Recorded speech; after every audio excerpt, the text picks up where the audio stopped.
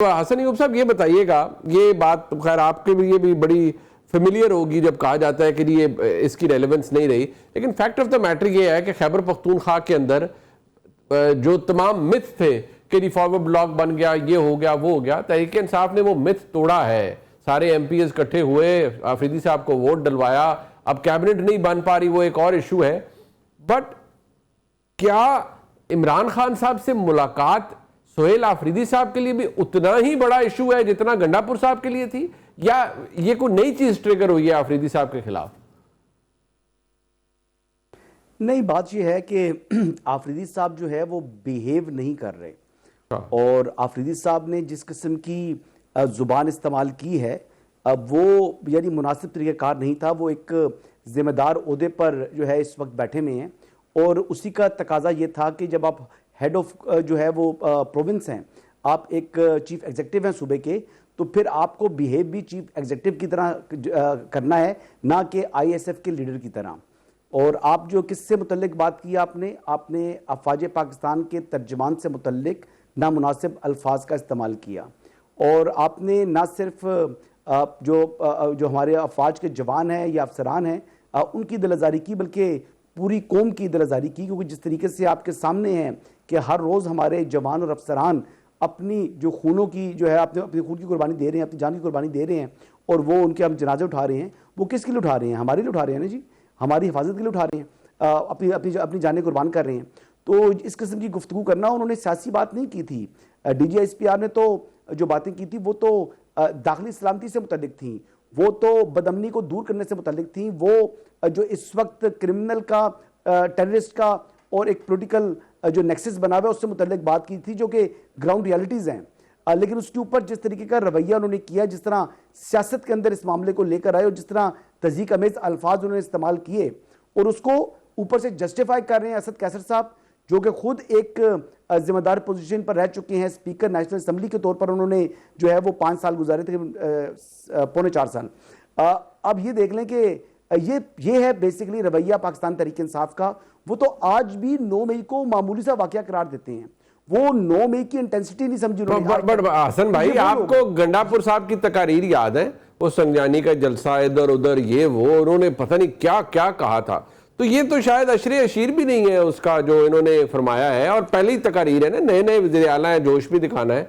तो इतनी मतलब इनकी ये अनएक्सेप्टेबल है सोहेल आफरीदी साहब, क्योंकि अभी मेरा बुनियादी सवाल था वो उधर आपने नहीं बताया कि बिहेव चले नहीं कर रहे, पर मुलाकात से उन्होंने खान साहब को साथ थोड़ी निकाल लेना है। बड़े बंडापुर साहब ने भी बड़ी बड़ी बातें की, लेकिन मुलाकातें फिर भी होती नहीं। तो आफरीदी साहब की मुलाकात कब तक हो पाएगी आपके नज़दीक? अब गंडापुर साहब की मुलाकातें होती थी, वो यकीन दहानी कराते थे, फिर वो जनाब उससे अपनी बात से मुकर जाते थे। उन्होंने दोनों घरों को खुश रखा था। आफरीदी साहब एक ही घर के अंदर जो है वो अब उन्होंने रिजाइड कर रहे हैं, और आफरीदी साहब जो हैं वो और उसके बाद अभी तो आगाज़ है, अभी तो उन्होंने अभी अपना असली रंग भी दिखाना है। मैं आपको ये बता दूं कि आफरीदी साहब के हवाले से जो आपने बात की थी कि मिथ तो जो टूट गई कि वो मुंतखब हो गए चीफ मिनिस्टर, तो सियासत में कोई चीज़ मुनीर फारूक साहब हरफ आखिर नहीं होती। आज वो वज़ीर आला हैं, हो सकता है अगले महीने वो वज़ीर आला ना रहे, हो सकता है कि उनके खिलाफ उनका फॉरवर्ड ब्लॉक बन जाए, हो सकता है कि कोई ऐसी। हसन भाई, ये तो बातें हमने पहले भी सुनी थी ना। आप एक चीफ एग्जीक्यूटिव को ऑफ द प्रोविंस या फॉर दैट प्राइम मिनिस्टर, आप भी जानते हैं इस दश्त की सयाही में आपने भी बड़ा खजल ख्वारी की है। मुझे बताएं ना क्या तरीका कार है एक वज़ीर आला को निकालने का? या रिजाइन करें या तरीके अदम एतमाद लाएं, कैसे निकालेंगे? या कोई कन्विक्शन हो जाए? जी, फॉरवर्ड ब्लॉक भी आ सकता है। आपको मालूम है कि कहते हैं आउट ऑफ सिलेबस चीजें आ जाती हैं, गवर्नर रूल भी लग सकता है। अच्छा। और काफी चीजें होती हैं, ऑप्शंस तो अवेलेबल होते हैं, लेकिन इस वक्त जो ज्यादा इम्कान है वो फॉरवर्ड ब्लॉक बनने का है। और मैं आपको ये बता दूं कि आज जो बिलावल भुट्टो साहब की और मौलाना फजल रहमान साहब की मुलाकात हुई है, वो दो ही बातों पर उनकी जो जेर बहस थी, एक खैबर पख्तूनख्वा और दूसरा 27वीं आईनी तरमीम। तीसरी कोई बात नहीं थी जिसको उन्होंने जेर बहस लाया हो। तो KPK के अंदर जो है ना वो पॉसिबिलिटी है जी तब्दीली आने की। मैं ये नहीं कह रहा कि हतमी तौर पर इस पर डिसीजन हो गया है, लेकिन इस पर काम शुरू हो चुका है।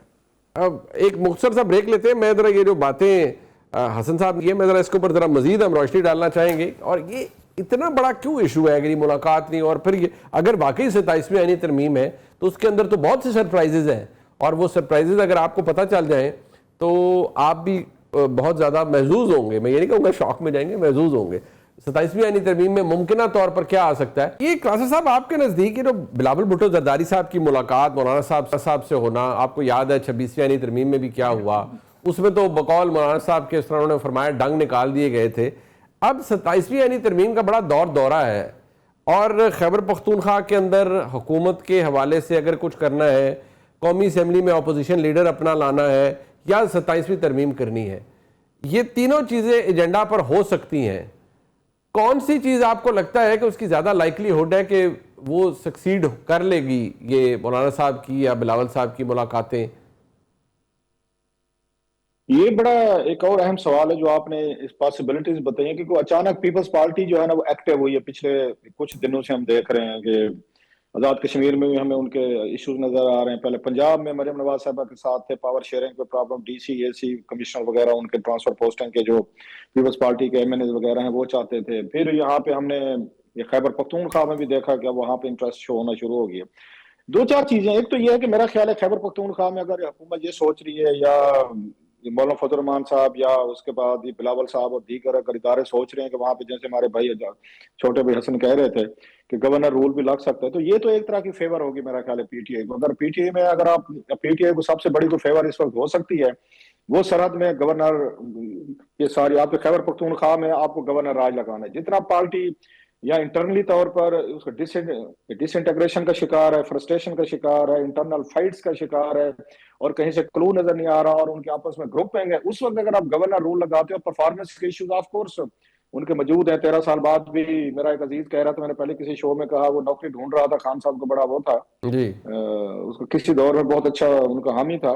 तो मैंने कहा आप क्यों नहीं, मैं क्या अप्लाई करें, सवाबी में करें, कोई वहां पे मर्दान में करें, पेशावर में, कर्क में, कोई इन एरियाज में क्यों नहीं अप्लाई करते? कहते हैं आपका दिमाग ठीक है। मैं मेरा दिमाग क्यों, मेरे दिमाग को क्या हो रहा है, ये भी आपके मुल्क के हिस्से हैं, जाए ना, 13 साल से इक़्तिदार में है तो जाए नौकरियां ढूंढे वहां पे। मैं पंजाब से जाए, इस्लामाबाद से जाए, हमारे दीगर मैं के उनसे इलाकों से जाए, खैबर पख्तूनख्वा के भाई भी हमारी पूरी दुनिया में आते हैं, वो अपने अपने जॉब्स वगैरह वो भी तलाश करते हैं, तो आप क्यों नहीं जा सकते? तो मैं वहां पे भी 13 साल बाद तो बहुत बड़ी चेंजेस आ चुके हैं उन्हें, पूरा पंजाब, पूरा सिंध, सारे लोग जो है वहां पे नौकरी ये लेने जा रहे हैं। इसके अगेंस्ट उल्टा हो रहा है इस्लामाबाद के हद तक मैं तुम्हें बता सकता हूँ, बाकी का भी मुल्क में 19-20 कि हमें वहां से इतने प्यारे प्यारे पख्तून बच्चे नजर आते हैं जो यहाँ पे मजदूरियां कर रहे हैं, और इतना दिल दुखता है ना, यकीन करें मुनीब, जी, इतने प्यारे हमारे बच्चों से भी प्यारे बच्चे आपको नजर बिल्कुल आते हैं बिल्कुल कि बिल्कुल। वो बेचारा कोई यहाँ पे नो ऑफेंसेस, कोई छोटे छोटे नौकरियां कर रहे हैं, छोटे से बच्चे, मासूम से बच्चे हैं जिनको स्कूलों में होना चाहिए। पंजाब में भी कोई सूरत हाल मैं कहता हूँ कोई इतनी आइडियल नहीं है कि 2.5 करोड़ बच्चा इस वक्त स्कूल से बह रहे हैं। आपके 2.5 करोड़ का मतलब यह कि फ्यूचर के एटम बम तैयार कर रहे हैं, कि जो हैव्स और हैव नॉट की लड़ाई में गैप आना है वो बड़ा खौफनाक है। वो तमाम लोग जिनके पास दौलत होगी, उनके पास घर होंगे, गाड़ियां होंगी, उनके लिए 2.5 करोड़ बच्चा थ्रेट है। अगर आप इनको स्कूलों में नहीं लाएंगे, लेवल प्लेइंग फील्ड नहीं देंगे, इनको भी अपने बराबर करने की कोशिश नहीं करेंगे, आपकी खुशहाली खतरे में। लिहाजा पूरे का पूरा यहाँ पे जितना भी आपको मिलता है सारा मुल्क उनका है। मैं ये बात नहीं कह रहा, मैं एक बच्चों की बात कर रहा हूँ स्पेसिफिकली। अगर आपके बच्चे आपके सूबे में नहीं पढ़ रहे, उनको स्कूलों में नहीं दाखिल करा रहे, यहाँ मजदूरियां कर रहे हैं, हमारे बच्चे कहते हैं हम वहां पे जाके नौकरी नहीं कर सकते, वहां पे क्या है? तो फिर आपका 13 साल का वो जो परफॉर्मेंस है आप उसको कैसे सेल करते हैं? और बड़ी कामयाबी से उन्होंने सेल किया जो मुझे लगता है। So coming to that point, वो जो गवर्नर राज की बात हो रही है, आप ये सारे काम करके उनको मजलूम बना देंगे, एक्सक्यूज देंगे, देखें जी हमें तो 5 साल नहीं पूरे करने दिए, पहले हमें सेंटर से निकाला, हमारे लीडर को जेल में डाला, फिर हमारे लीडरों को 10-10 साल सजाएं दी थी, हमने अपना लड़का एक अपना बनाया, हमारा राइट था, उसको आके इन्होंने गवर्नर राज लगा दिया, या इवन फॉरवर्ड ब्लॉक बना लिया। सो अगर फॉरवर्ड ब्लॉक टाइप चीजें बनाई गई, अगर आपने हुकूमतें रिप्लेस की, अगर आपने गवर्नर राज लग गए, तो मेरा ख्याल है इससे बड़ी पीटीआई को ज्यादा कोई फेवर नहीं कर सकती। वो एस्टेब्लिशमेंट हो, वो फेडरल हुकूमत हो, वो बिलावल साहब हो, मौलाना साहब हो, या कोई और फोर्स हो।